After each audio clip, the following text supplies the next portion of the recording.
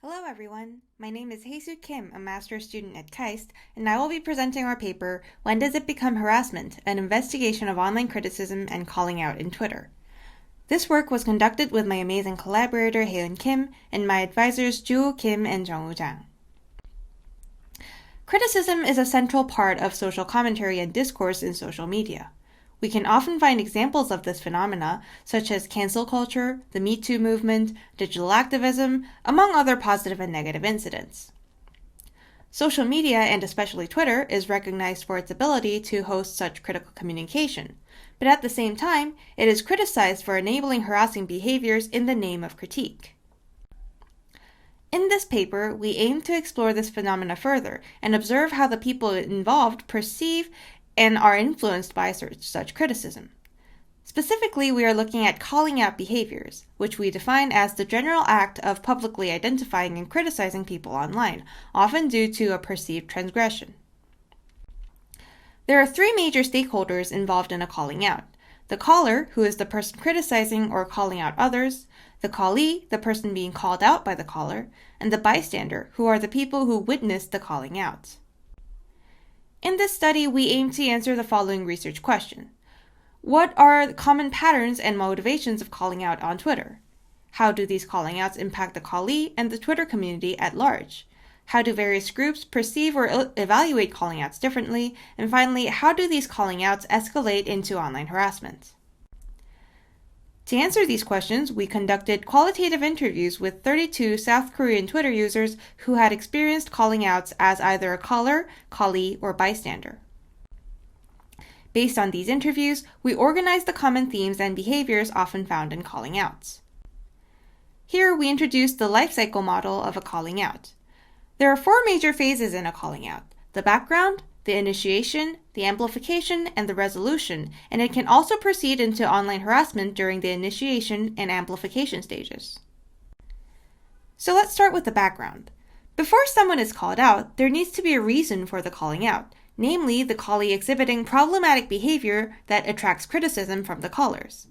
Here, we also note that the callee's comments are seen in connection to a larger context and not just in terms of their individual actions. For example, the callee's previous actions or perceptions on the callee's demographic can have an impact on how the calling out proceeds.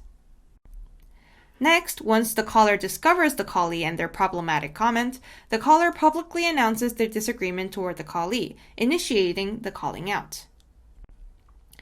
As this happens, the calling out gains attention from new audiences through the caller and their interconnected networks.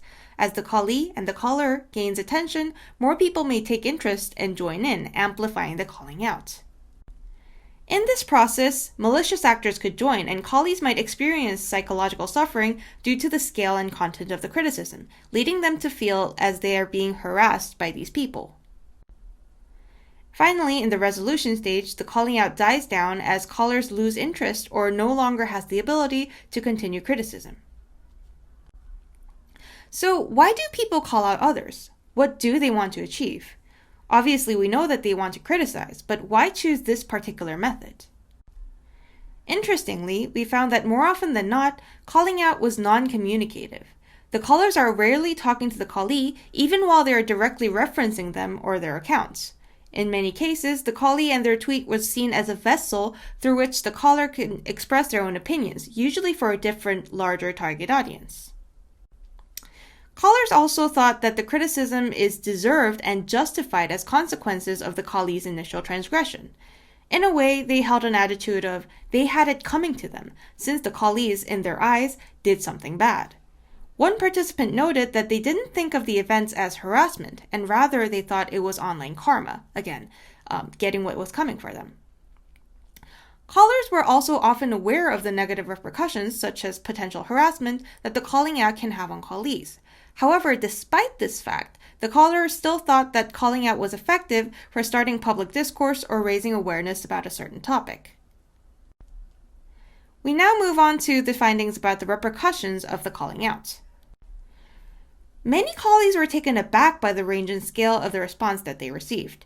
They were usually not expecting a large audience, and especially not a critical one. This made them feel scared and anxious and like they were being harassed. They also noted that they felt helpless, as the response measures they took were often ineffective and would even backfire on them. For example, if a colleague would apologize publicly, people would still take issue with the apology and continue their harassment despite the colleague already apologizing. As a result, people become less likely to speak up about social issues or controversial topics out of fear of being harassed or called out. This made them less likely to criticize or call out others, as they realized that this doesn't really do anything in terms of persuasion or conversation. Finally, we move on to how the participants distinguished between criticism and harassment. Many participants mentioned that criticism and harassment are indeed different things, even if they are hard to distinguish in calling out. Here we introduce some commonly identified factors that draw the line between criticism and harassment. These include how many replies or comments they received, whether the callers are spreading false information, did they use violent language, and whether or not they would follow the callee determinedly across multiple efforts to avoid conflict. We also found that different stakeholders perceive calling outs differently. For example, callers would focus on the individuality of callers and their comments, and evaluate each action independently. They focus on the details. Even in the same calling out, one comment could be considered as harassing because it used foul language, while others that used more polite vocabulary could be considered valid criticism. On the other hand, callees perceived the entire calling out and potential subsequent harassment as a whole. They were often incapable of distinguishing between the individual comments, so it was mostly a problem of I've been harassed or not harassed by these people, and not necessarily there were some people who harassed me and other people who helped me, because the callees perceived these people as a whole. One interesting comment by a callee participant illustrates this perfectly. They mentioned that they started resenting everyone who would give attention to the issue, even when they were coming to their defense, because they would only make the issue worse by bringing more attention and amplifying the calling out further. So for the callees, all attention was bad attention. We now move on to the discussion based on these findings. First of all, we discussed the possibility of extending the definition of online harassment to understand this phenomena better. We have seen that context plays a large role in online harassment. Callees were not just evaluated on their actions, but also on preconceptions about them or their demographic, which they were seen to represent. We also note that harassment can happen unintentionally, as callers and callees perceive the situation differently, and a seemingly innocuous or protective comment could still hurt by adding on to the barrage of comments and also amplifying the calling out further.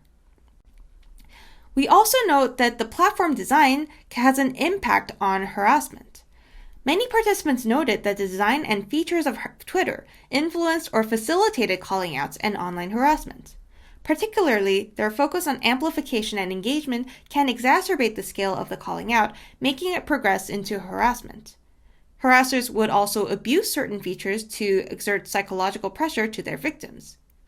Based on this, we suggest that online platforms could be designed to alleviate these challenges and prevent harassment to facilitate healthy discourse.